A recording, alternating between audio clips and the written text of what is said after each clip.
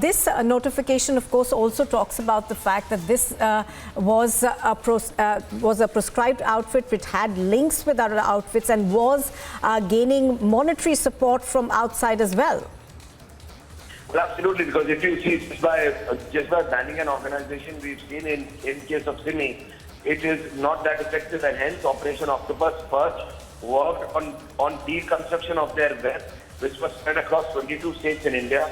And if you see the last line of the Gazette, the signature, it is a digital signature at 5:43 a.m. So MHA has literally burned the midnight oil to burn PFI and all its sister concern organization for the next tenure of 5 years. But it's just not banned.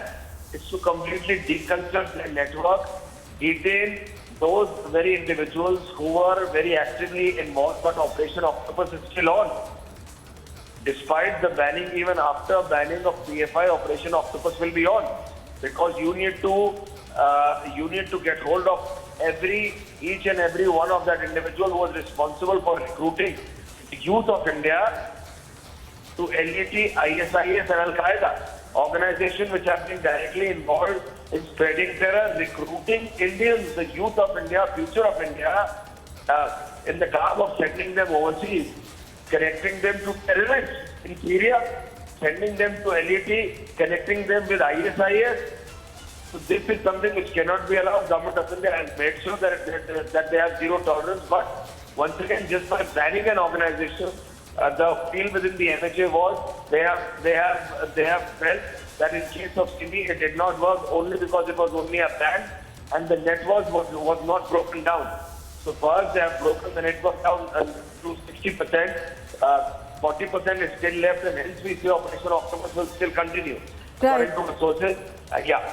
Right, Aishwarya, you mentioned Simi over here, and one of the things that has been talked about in this particular case is that how PFI in fact drew its ranks from the Simi. After the Simi was banned, the PFI was founded in 2006, and now you're pointing out that the government wants to make sure that all those people who were part of Simi and had shifted to PFI, it can be made sure that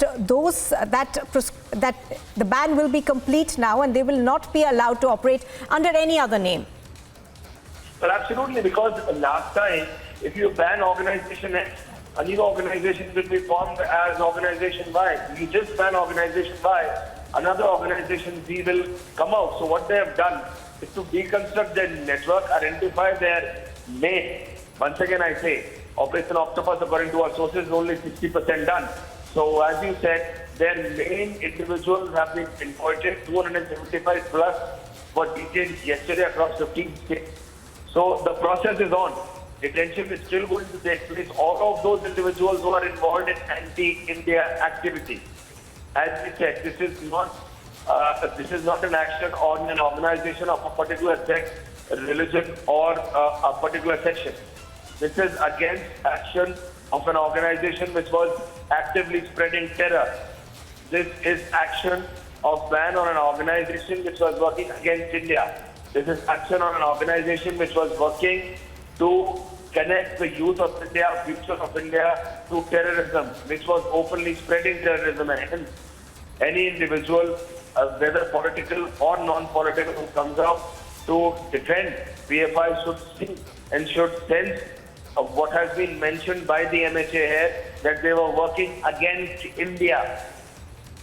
Right, Aishwarya Kapoor, our Executive Editor, Politics, joining us. Thank you very much for that. I'm going to go back to now Prajwal on the ground, who's reporting from Bengaluru. Now, Prajwal, the notification specifically points to the fact that PFI and its associates and fronts were openly working as socio-economic, educational and political organizations, but they were pursuing a secret agenda to radicalize a particular section of society. And that, Prajwal, was extremely clear from the fact that, their online campaigns gathered so much traction, and we've been reporting about how one message online would gather such huge amounts of crowd, and that was something that was a little disconcerting.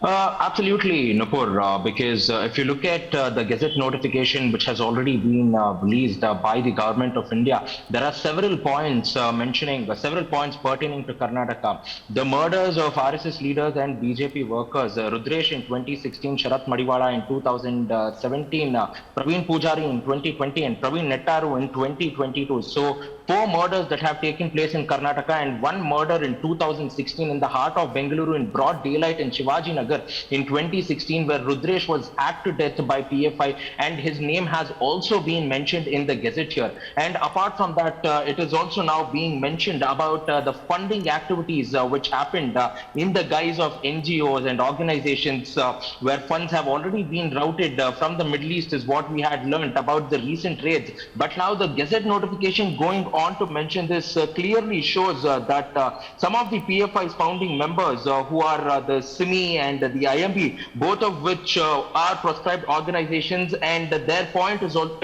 and their role is also being pointed out in the funding of the PFI and its associates or affiliates, which have openly operated in a socio-economic, educational, in a socio-economic, educational and mass outreach. They have tried to go on and radicalize the youngsters. And this morning too, when Home Minister Aragag Nanendra spoke, he clearly said that the PFI's major role over here was the fact that they were trying to woo the youth and trying to brainwash them and gaslight them to indulge in anti-national activities and pick up arms against the nation, which is definitely a very dangerous trend. And he has welcomed the move of the center to ban the PFI for the next 5 years. But majority of the majority of the governments across the entire country are demanding a ban, a complete blanket ban on the PFI for a lifetime, because they strongly feel that the PFI is spreading its tentacles across the entire country. And what started off in some South Indian states has now spread to the entire nation, and this is definitely a dangerous trend. But this is also a huge welcome move, because after several years, finally the central government has banned the PFI for the next 5 years.